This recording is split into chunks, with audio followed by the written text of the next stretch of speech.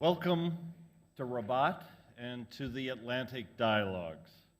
My name is Craig Kennedy. I'm president of the German Marshall Fund of the United States, and we're very pleased to see such an extraordinary group of people here in Rabat.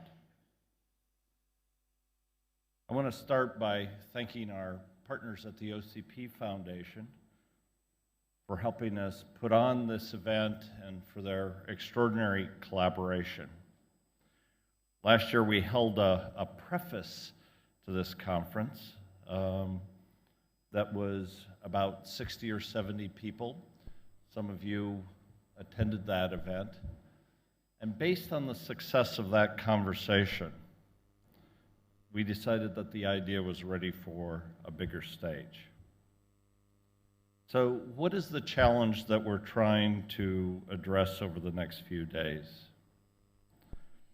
The overarching theme is how to broaden the conversation and the collaboration within the wider Atlantic community. How can we integrate South America, Central America, the Caribbean, Atlantic Africa into the long-established and sometimes rigid relationship between the United States and Europe? More importantly, how do we reset the policy agenda in this wider Atlantic community so it reflects the interests of these new powers and the common goals of all nations that border the Atlantic? This is the first of what we hope will be an annual meeting of the Atlantic community, a community brought together by common challenges and opportunities, and not divided by North and South. GMF is celebrating its 40th anniversary this year. This initiative of working more closely with the Southern Atlantic communities is part of our attempt to refresh, refocus, and expand the transatlantic conversation. We are very pleased to partner with the OCP Foundation. They have helped us develop the agenda, and equally importantly, they helped us develop networks in Africa and Latin America in places where GMF didn't have them. We're also pleased to be here in Rabat. It's the right place for this event. Its geography is an ideal meeting place for North and South, and the country's relationships around the Atlantic Basin have made it a truly attractive place to convene a gathering of this kind. It's my pleasure now to introduce the CEO of OCP, Mostafa Terrab. Mostafa has been a prime mover of this effort. In one of my earliest conversations with him, he pushed us to break out of the mold of thinking of the transatlantic community as something built between Europe and the United States, and to think more broadly. He gave us an extraordinary insight into the developments of Brazil, of Africa one day in our boardroom, and showed us a deep insight into the kind of the dynamics of that region and where it's going. Within Morocco, he really doesn't need much of an introduction, so I'm going to keep it brief. He's a very accomplished expert in both engineering and operations research. He was the Director General of the National Telecommunications Regulatory Agency here in Morocco, and then spent a very productive period at the World Bank, and finally came back to become CEO of the OCP Group. He's also an incredibly nice guy to work with and a great partner for GMF. So with that, I'm going to turn the floor over to Mostafa.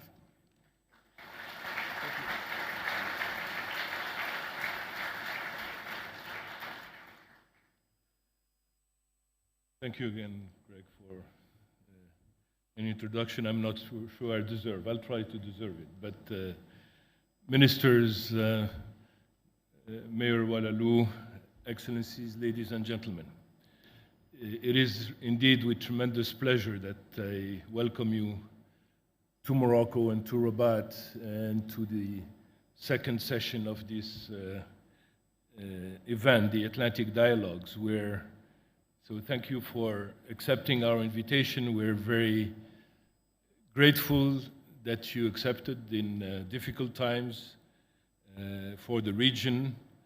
We're also extremely happy to see the community growing. Last year was no comparison in terms of size and quality. So we're happy to see, Greg, that this event is being established as a yearly event, and indeed very fortunate to work with you, the whole GMF team and your leadership. It's a very gratifying experience, a learning experience for not only the OCP Foundation, but OCP as a whole. So we are indeed committed to supporting this event in the long term, and I hope you will also be committed to this very special event. Let me take just 2 minutes, I reassure you, 2 or 3 minutes to tell you why OCP, why the OCP Foundation. Greg was, I think, said it all in terms of Morocco. Why Morocco? Why is this the right place for a broader Atlantic dialogue? So I will not repeat the reasons he put forward, but why OCP? Our business is fertilizer. Our business really is agriculture and food security. And in our everyday dealing with the global markets, what came across us is really a huge gap in perception and indeed in vision. And I have to say it as such, between North and South when it comes to the Atlantic and the potential and the vision. And I think the best way to illustrate this is through the two sectors that we really deal with as a fertilizer company, agriculture, but also energy, because we compete somehow with energy, with the energy sector in terms of natural resources when it comes to gas and oil. I'm sure you've all seen this map, which is, I guess, the electric or energy consumption of the world. And I think it is a very striking map. If we had to put, if the dots, the bright dots were consumption of fertilizer, we would have precisely the same pattern. Our clients are all over the world, except in Africa, whereas most of the natural resources that go to make fertilizers come from Africa, whether it be gas, phosphate, and other things. If we look at the other map, I think it's even more striking. This is where the population of less than 15 years old exists, and it is really, in my opinion, extremely striking. It is forecast that more than 1.5 billion youth in age of working in 2040 will be in Africa. But the reason I wanted to show this is really there are two ways to look at this. And this is the gap in vision that really drove us to want to do this dialogue. There are two ways to view this. Either as Africa as the locus of problems. This is where food security problems are the most persistent. This is when we look at energy in Africa, we think in terms of security of supply. We know where the center of gravity of energy is. It's here and here. It's moving strongly in the South Atlantic. Well, the way we view this, even as a company, is Africa as a huge opportunity for the global economy over the next decades. Both this reality and this reality can be viewed this way. I don't know how many of you know the paradox of that drawing that shows, I hesitated to put it, I didn't put it on the slides, of an old lady and a young lady, depending on the way you look at it. Well, frankly, we see the same wherever we go. We see exactly the same vision gap. If you look at this, I think it is compelling. The next growth area is Africa, and yet policies and business strategies conceived in the North consider Africa as a problem, not as an opportunity. And really, this is the major impetus that drove us to, and we're very grateful that Craig, Ian, and the team at GMF accepted to look at it the same way. Okay?